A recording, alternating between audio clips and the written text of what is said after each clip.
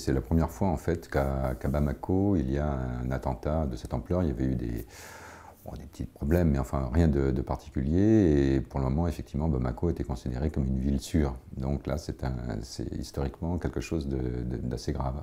Attentat anti-français, c'est pas évident, en tout cas dans le résultat. Attentat anti-européen non plus.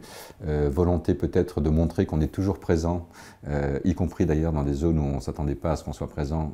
Ça, c'est peut-être quelque chose. Et puis toujours volonté, c'est assez classique de la part des terroristes, c'est de faire parler de soi. Et donc de montrer qu'on peut porter le fer là où ça fait mal. Le Mali n'est pas très sécurisé en soi, ni la police, ni la gendarmerie, ni même l'armée n'arrivent à avoir donc une autorité sur l'ensemble du territoire. C'est assez compliqué, c'est un très grand territoire en fait, qui est au moins deux fois plus grand, plus de 2 fois plus grand que la France. Donc et puis c'est une organisation aussi institutionnelle des forces de sécurité qui n'est peut-être pas parfaite non plus. Bon, donc, et puis je crois qu'il y a simplement aussi l'idée qu'on ne pensait pas que ça pouvait arriver dans ces zones-là. Donc par conséquent, il n'y a pas eu de précautions particulièrement qui ont été prises. J'ai été à Bamako il n'y a pas très longtemps, c'était une ville où on se promenait sans problème.